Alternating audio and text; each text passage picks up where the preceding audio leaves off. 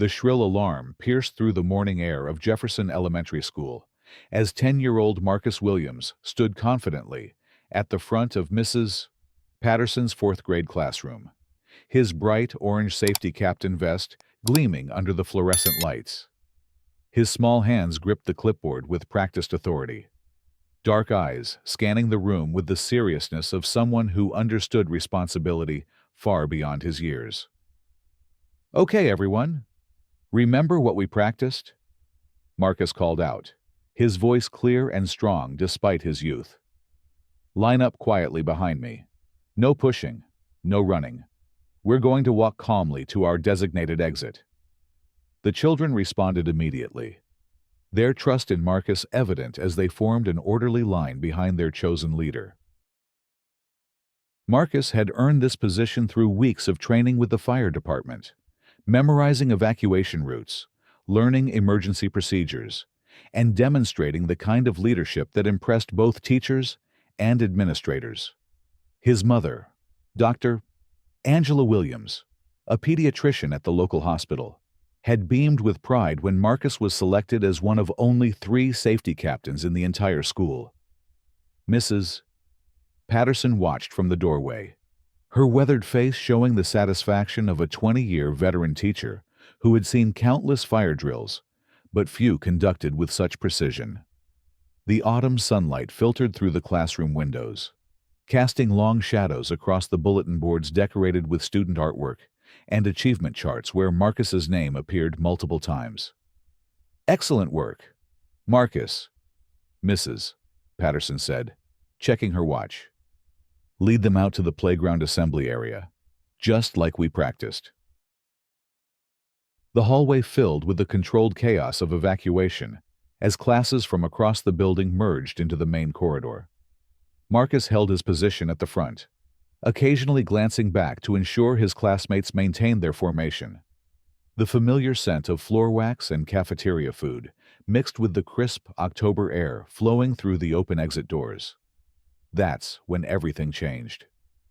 The sound of rapid footsteps echoed from the main entrance as Karen Whitmore, a 43-year-old substitute teacher with platinum blonde hair and a perpetual scowl, burst through the double doors. Her face was flushed with indignation, her manicured fingers clutching a cell phone pressed to her ear. "Yes, I'm still here," she spoke into the phone, her voice carrying across the hallway. "I'm telling you, there's a situation. This child has no business leading these other children. He's not qualified." Marcus continued walking, focused on his duties, but several teachers turned their heads toward the commotion. The children in his line began to whisper among themselves, sensing the tension that had suddenly infected the air. Karen's heels clicked against the linoleum as she approached the group, her free hand gesturing wildly. "No, no, you don't understand. I've been teaching for 15 years, and I know inappropriate behavior when I see it. This boy is disrupting the entire drill." Mrs. Patterson's expression shifted from confusion to alarm as she realized Karen was speaking to emergency dispatch. "Karen, what are you doing? Marcus is our designated safety captain. He's been trained for this exact situation." But Karen was already past the point of reason, her voice rising with each word. "I don't care what anyone says. I'm calling 911 because this child is creating a dangerous situation. He's not following proper protocol." The words hung in the air like a toxic cloud, and Marcus felt the weight of 30 pairs of eyes on him. His small shoulders straightened, and he continued walking, though his jaw tightened with a determination that belied his age. "Ma'am, I need you to stay on the line." Karen spoke into the phone, her voice dripping with false urgency. "I'm reporting a disturbance at Jefferson Elementary. There's a child here who refuses to follow authority, and he's putting other students at risk." Principal Davidson, a tall man with graying temples and kind eyes, appeared at the main entrance, his radio crackling with updates from other teachers. His expression darkened as he processed the scene before him. "Karen, hang up that phone immediately," he commanded, his voice carrying the authority of 25 years in education. "You're interfering with an official fire drill." Karen's eyes blazed with defiance. "I will not hang up. This child has no business acting like he's in charge. Look at him. He's clearly not mature enough to handle this responsibility." The implications of her words struck everyone present like lightning. Marcus felt the familiar burn of tears threatening his eyes. But he blinked them back, determined not to let this woman see him break. His classmates began to murmur among themselves, their young minds struggling to understand why their friend was being treated this way. "Marcus is doing exactly what he's supposed to do, Mrs. Patterson said, her voice shaking with barely controlled anger. "He's been trained by the fire department. He knows these procedures better than most adults." But Karen was beyond listening.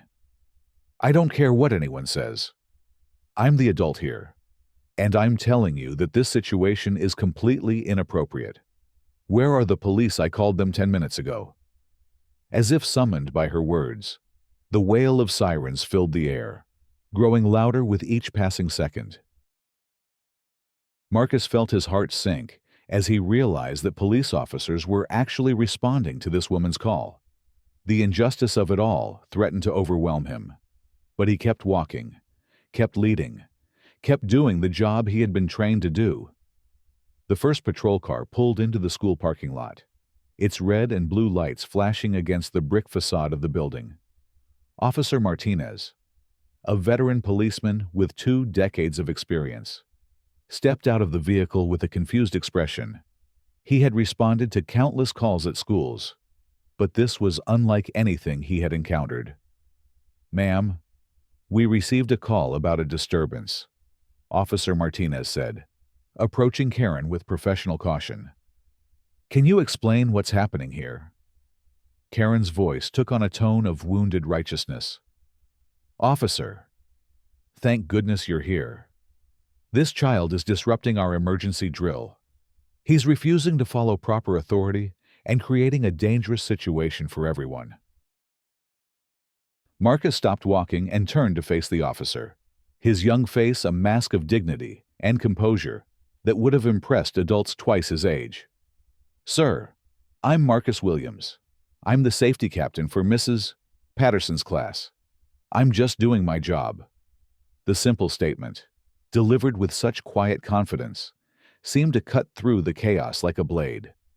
Officer Martinez looked from Marcus to Karen, his experienced eyes quickly assessing the situation. The other children clustered behind Marcus, their faces showing a mixture of fear and confusion. "Son, can you show me your safety captain badge?" Officer Martinez asked gently, his tone completely different from what Karen had expected. Marcus reached into his vest pocket and produced a laminated card with his photograph, the school seal, and the signature of both the principal and the fire chief. "Here, sir. I completed 40 hours of training with Captain Rodriguez from Station 19. Officer Martinez examined the card carefully, his expression growing more serious with each passing moment. He looked up at Karen with barely concealed irritation. "Ma'am, this young man appears to be legitimately authorized to lead this evacuation. What exactly is the problem?" Karen's face flushed an even deeper shade of red. "The problem is that he's not following proper procedures. He's being disrespectful to adult authority. I tried to take over the drill, and he just ignored me. Because you're not trained for this." "Mrs. Patterson interjected, her patience finally exhausted. "Marcus has been specially trained by the fire department. You're a substitute teacher who's been here for exactly 3 days." The confrontation was drawing attention from across the playground, as other classes that had successfully evacuated began to notice the commotion. Teachers whispered among themselves. Parents who had been volunteering in the school gathered at the fence, and students craned their necks to see what was happening. Marcus felt the weight of all those eyes on him, but he refused to let it break his spirit. "Officer, I can show you the evacuation route we're supposed to take." I know where all the emergency exits are, and I know how to account for every student in our class." "That's not the point," Karen snapped, her voice rising to a near shriek. "The point is that this child thinks he can just take charge whenever he wants. He needs to learn his place." The words hung in the air like a challenge, and suddenly, everyone understood exactly what was really happening. This wasn't about fire drill procedures or emergency protocols. This was about something much darker, much more insidious. Officer Martinez's expression hardened. "Ma'am, I think you need to step back and let this young man do his job. He's clearly qualified, and he's following proper procedures." But Karen was beyond reason now, her anger feeding on itself until it became a blazing inferno of indignation. "I will not step back. I am the adult here, and I will not be overruled by a child who thinks he knows better than his elders." That's when the second vehicle arrived. But this one wasn't a police car. The red fire truck from Station 19 pulled into the parking lot with a rumble of diesel engines and a flash of chrome. Captain Rodriguez stepped out of the passenger seat, his weathered face set in lines of determination. Marcus's face lit up with relief and joy. "Captain Rodriguez." The fire captain strode across the playground with the confidence of a man who had spent 30 years running into burning buildings to save lives. His uniform was crisp and professional, his badge gleaming in the afternoon sunlight. He surveyed the scene with the practiced eye of someone accustomed to chaos and emergency. "What's the situation here?" Captain Rodriguez asked, his voice carrying the natural authority of someone who commanded respect through competence rather than volume. Karen immediately launched into her explanation, her voice high and strained. "Captain, thank goodness you're here. This child has been completely disrespectful to authority. He's disrupting our emergency drill and refusing to follow proper procedures." Captain Rodriguez looked at Marcus, and his stern expression softened slightly. "Marcus, son, tell me what happened." Marcus straightened his shoulders and looked directly into the captain's eyes. "Sir, the fire alarm went off at 10:47 a.m.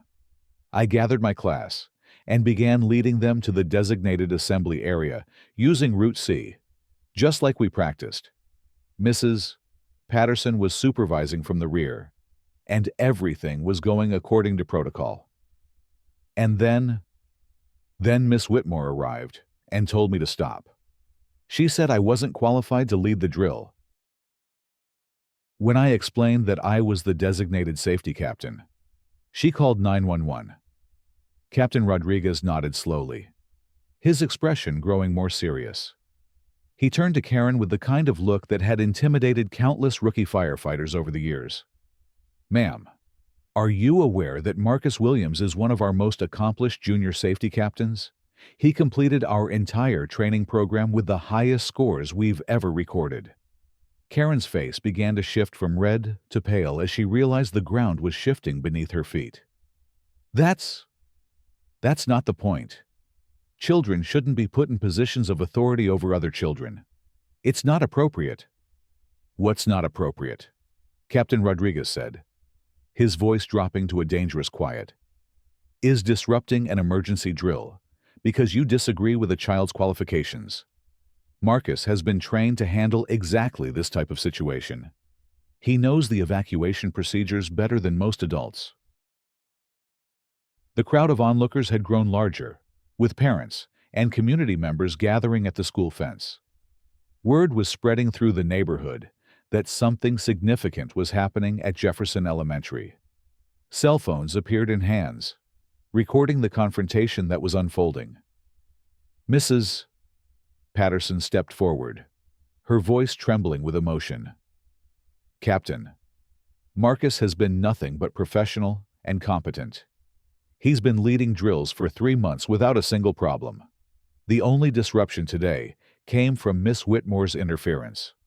Officer Martinez consulted his notes, his expression growing more uncomfortable by the moment. "Ma'am, based on what I'm seeing here, it appears that your complaint was Unfounded. This young man is clearly authorized to perform these duties. Karen's eyes darted between the faces surrounding her, searching for support that simply wasn't there. You're all missing the point. This is about respect for authority. Children need to learn that adults are in charge. And what authority would that be? Captain Rodriguez asked, his voice carrying a sharp edge. You're not trained in emergency procedures. You're not familiar with this school's evacuation plan. You're not certified to lead fire drills. What authority are you claiming here? The question hung in the air like a sword, cutting through Karen's bluster and exposing the hollow core of her argument. She stammered for a moment, her face cycling through various shades of red and white. I'm an adult. I have 15 years of teaching experience. I know what's appropriate and what isn't. Then you should know, Principal Davidson said, stepping forward with documents in his hand, that Marcus Williams was selected as a safety captain through a competitive process. He was nominated by 3 different teachers, approved by the school board, and trained by the fire department. His appointment was announced in the school newsletter that went out to all substitute teachers. Karen's face crumpled slightly as she realized the full extent of her mistake. I didn't read the newsletter. But that doesn't change the fact that this child was being disrespectful to me. How? Marcus asked quietly, his voice carrying across the playground with startling clarity. How was I being disrespectful? The simple question, asked with such genuine curiosity, seemed to strip away all the pretense and expose the truth of the situation. Karen looked at Marcus, this 10-year-old boy who had done nothing but follow his training and do his job, and she realized that she had no answer. You didn't listen when I told you to stop, she said weakly, because you weren't authorized to give me that order. Marcus replied with the same quiet dignity. Captain Rodriguez taught us that, during an emergency, we follow the chain of command. You're not in my chain of command. Captain Rodriguez smiled despite himself. That's exactly right.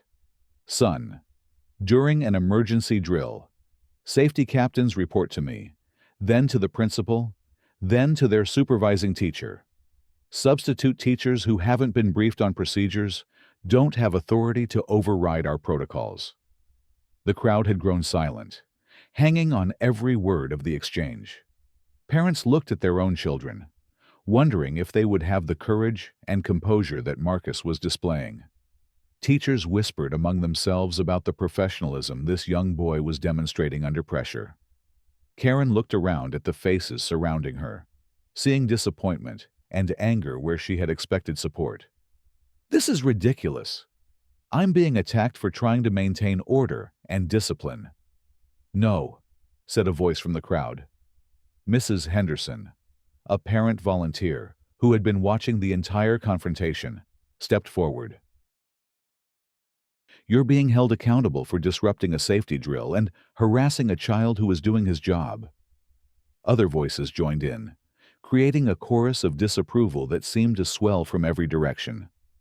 That boy was doing exactly what he was supposed to do. She called 911 on a 10-year-old. This is absolutely shameful.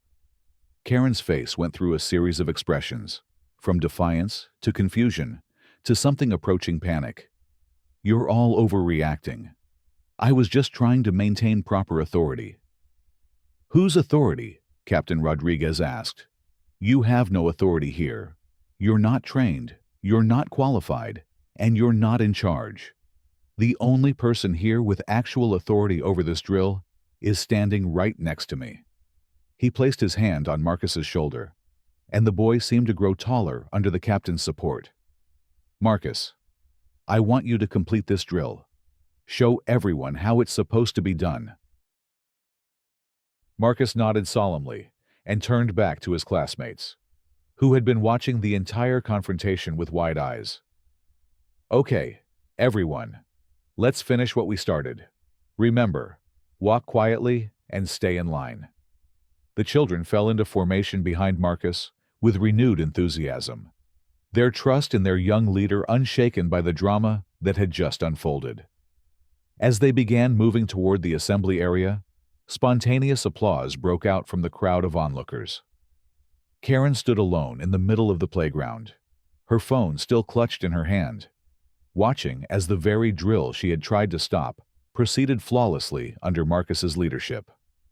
The reality of her situation was beginning to sink in, and she could see the judgment in every face around her.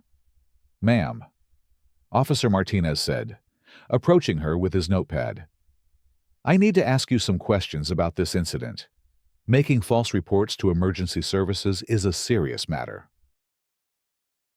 Karen's eyes widened as she realized the potential consequences of her actions.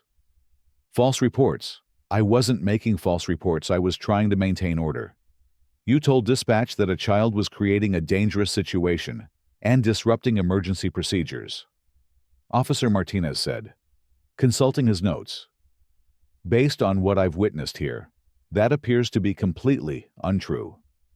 Principal Davidson stepped forward with a folder in his hands. "Officer, I think you should know that this is Miss Whitmore's third day as a substitute teacher here. She's already had 2 incidents involving inappropriate interactions with students." Karen's face went pale. "Those were misunderstandings. I was just trying to maintain discipline. You yelled at a kindergartner for using the wrong crayon color." "Mrs. Patterson said, her voice cold with disapproval. "You told a second grader that his drawing was inappropriate because it showed his family at a barbecue. And now this." Principal Davidson continued. "Miss Whitmore, your services are no longer needed at Jefferson Elementary. You're being removed from our substitute teacher list, effective immediately." The finality of the statement seemed to hit Karen like a physical blow. She looked around desperately, searching for any sign of support or sympathy, but found only cold stares and disappointed faces. "You can't do this to me. I have rights. I was just trying to do my job." "No," Captain Rodriguez said firmly. "Marcus was doing his job. You were interfering with emergency procedures and harassing a child who was performing his duties exactly as he was trained to do." By now, Marcus had successfully led his class to the assembly area and was conducting the head count that concluded every drill. His voice carried across the playground as he reported to Mrs. Patterson. "All 30 students present and accounted for. Ma'am, evacuation completed in 4 minutes and 37 seconds. Mrs. Patterson's face beamed with pride. "Excellent work, Marcus. That's our best time yet." The crowd of onlookers began to disperse, but many lingered to speak with Marcus and offer their congratulations. Parents who had witnessed the confrontation wanted to shake his hand and tell him how impressed they were with his composure and professionalism. Karen remained standing in the middle of the playground, increasingly isolated as the crowd moved away from her. Officer Martinez was still taking notes, asking questions about her call to 911 and the exact nature of her complaints. "Ma'am, I need to understand exactly what you told dispatch," he said patiently. "You claimed there was a dangerous situation involving a child. Can you explain what you meant by that?" Karen struggled to find words that would make her actions seem reasonable. He was acting like he was in charge. Children shouldn't be allowed to act like they're adults. It sets a bad precedent.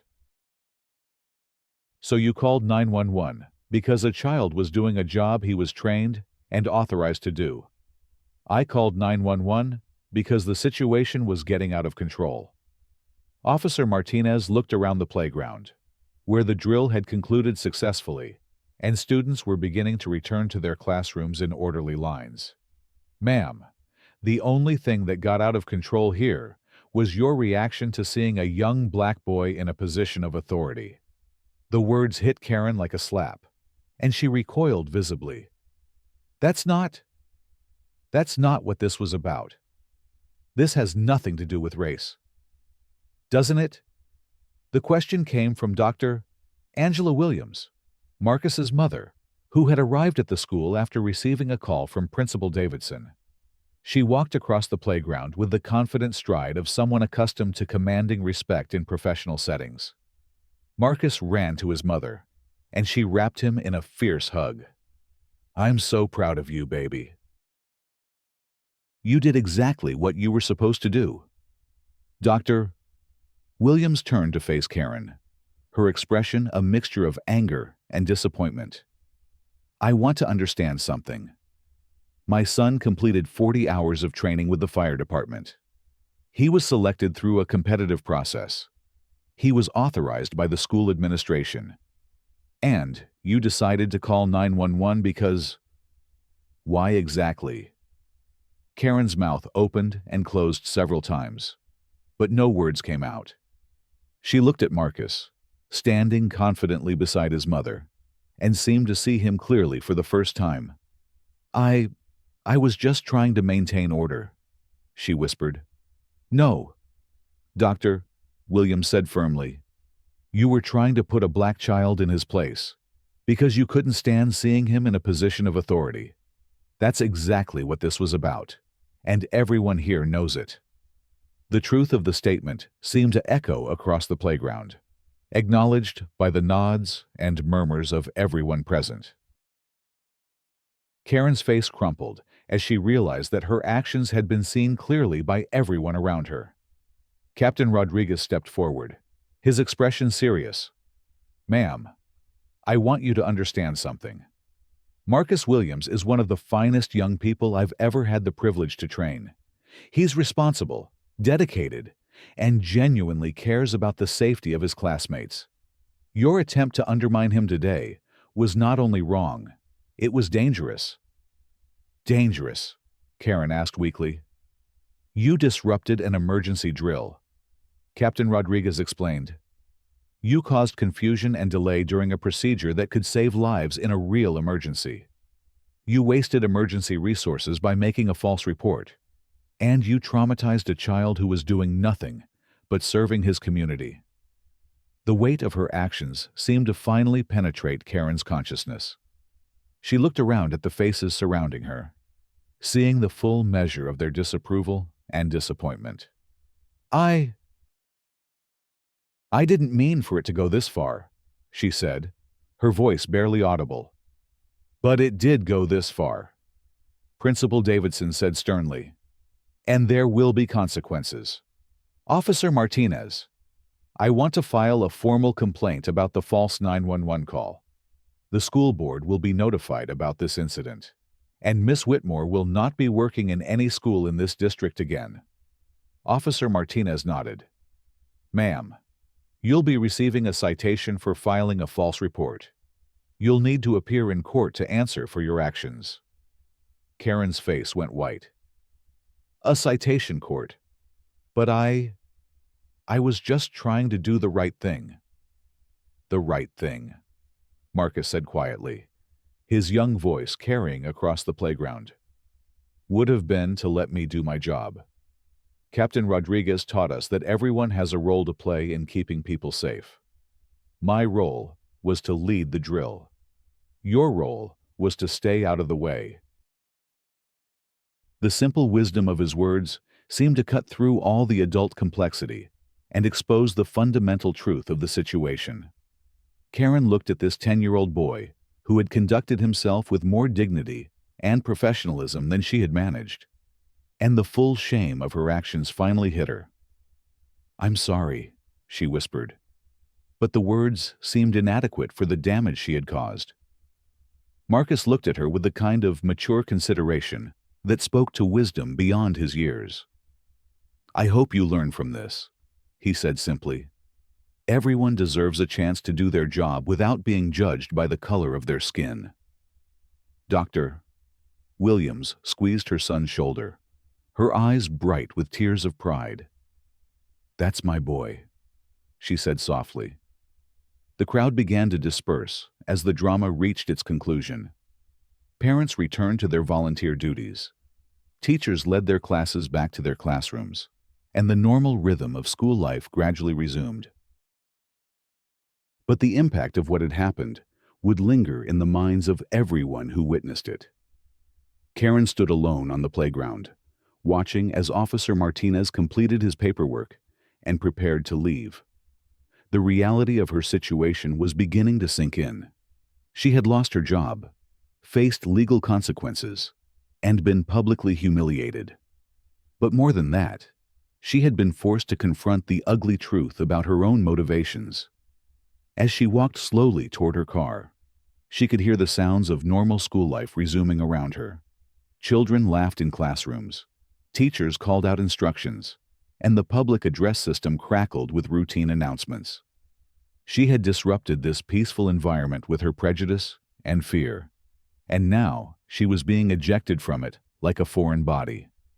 Meanwhile, Marcus returned to his classroom with his head held high. His classmates gathered around him, full of questions and admiration for how he had handled the situation. Mrs.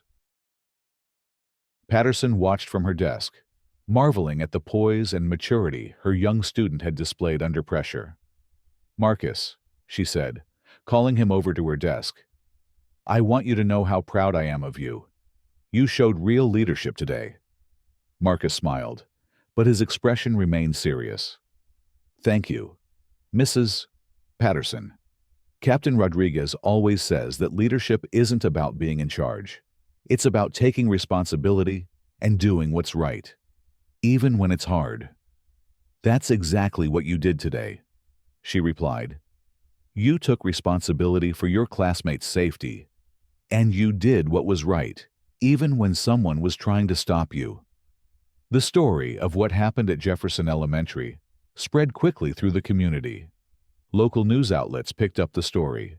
Social media buzzed with discussions about the incident, and parents throughout the district began talking about the young boy who had stood up to discrimination with such grace and dignity.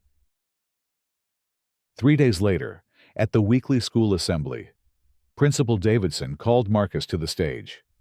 The entire school body watched as Captain Rodriguez presented Marcus with a special commendation for his outstanding performance as a safety captain. "Marcus Williams," Captain Rodriguez announced, his voice carrying across the packed auditorium, "has demonstrated the highest standards of leadership, responsibility, and professionalism. He is a credit to our Junior Safety Captain program and an inspiration to young people everywhere." The applause was thunderous, with students, teachers, and parents rising to their feet to show their appreciation. Marcus stood at the microphone, his orange safety vest gleaming under the stage lights, and addressed his school community.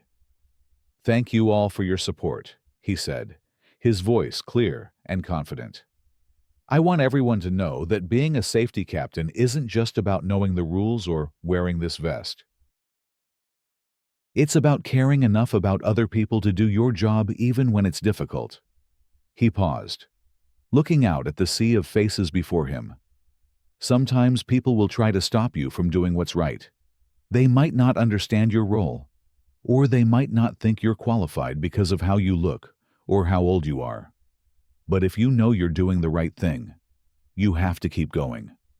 The wisdom of his words resonated throughout the auditorium, and many adults found themselves wiping away tears as they listened to this young boy speak about courage and perseverance. As the assembly concluded and students filed back to their classrooms, Marcus felt a deep sense of satisfaction. He had faced a challenge that would have intimidated many adults, and he had emerged with his integrity intact and his community's respect earned. The incident at Jefferson Elementary became a turning point for many people. Teachers began discussing bias and prejudice in new ways. Parents had difficult conversations with their children about race and fairness, and the entire community was forced to confront some uncomfortable truths about how they viewed authority and leadership. Karen Whitmore, meanwhile, faced the consequences of her actions. She was fined for filing a false police report, banned from working in any school in the district, and required to attend sensitivity training. The incident followed her wherever she went, a permanent reminder of the day she let her prejudices override her judgment. But for Marcus Williams, the incident became a source of strength and inspiration. He continued to serve as a safety captain with distinction, eventually being selected for the district's Youth Leadership Council. His story became a powerful example of how young people can stand up to injustice with dignity and grace. Years later, when Marcus graduated from high school as valedictorian and received a full scholarship to study emergency management in college, he would look back on that October day as a pivotal moment in his life. It was the day he learned that doing the right thing isn't always easy, but it's always worth it. The lesson resonated far beyond the walls of Jefferson Elementary, touching the lives of everyone who heard the story of the young safety captain who refused to be silenced by prejudice. In a world that often seems divided by fear and misunderstanding, Marcus Williams proved that courage, dignity, and unwavering commitment to doing what's right can overcome even the most entrenched prejudices. His example continues to inspire young people to stand up for themselves and others, to take pride in their abilities and accomplishments, and to never let anyone diminish their worth based on the color of their skin or any other superficial characteristic. The safety captain's stand became a symbol of hope, proving that even in the darkest moments, the light of courage and integrity can shine through.